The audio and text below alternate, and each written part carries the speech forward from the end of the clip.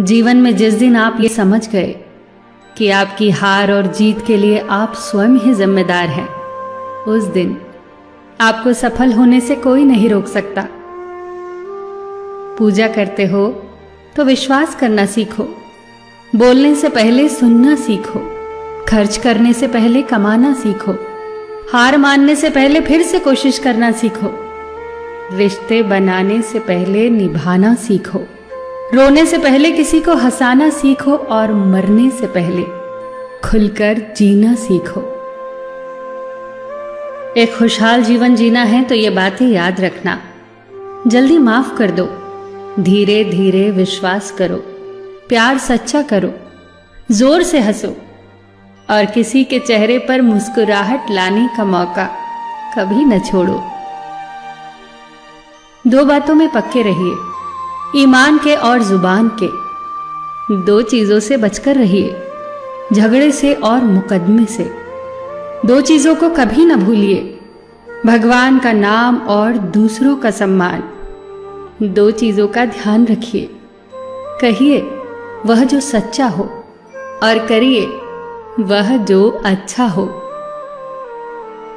परिवार से बड़ा कोई धन नहीं, पिता से बड़ा कोई सलाहकार नहीं, मां से बड़ी कोई छांव नहीं, भाई से बड़ा कोई भागीदार नहीं, बहन से बड़ी कोई शुभचिंतक नहीं, पत्नी से बड़ा कोई दोस्त नहीं, परिवार के बिना कोई जीवन नहीं।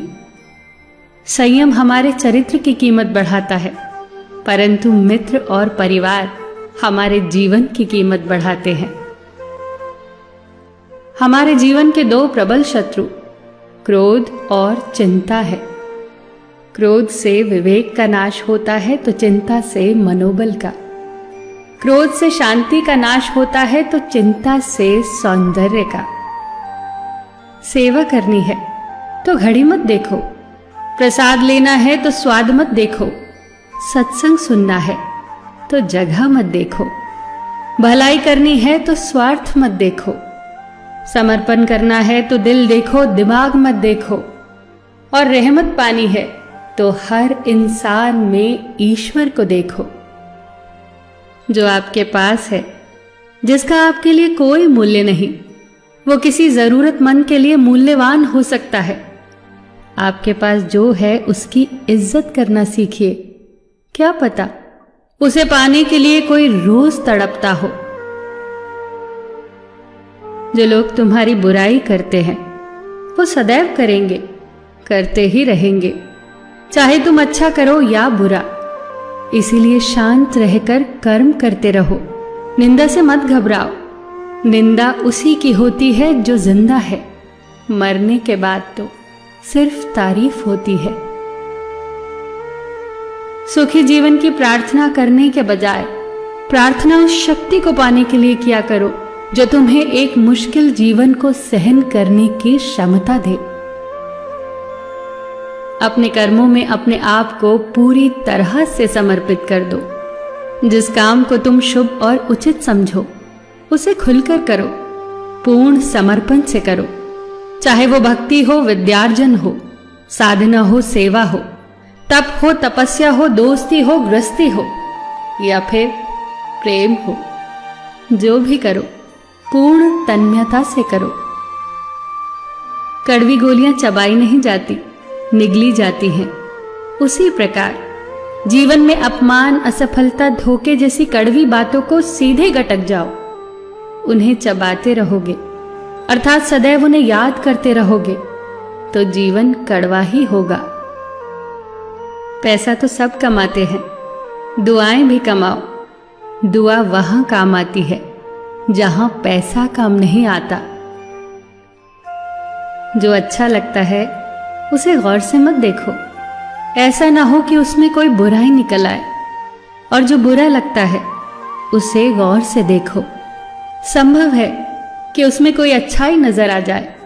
दुखी रहना हो तो हर किसी में कमियां खोजो, और प्रसन्न रहना हो तो हर किसी में गुण खोजो।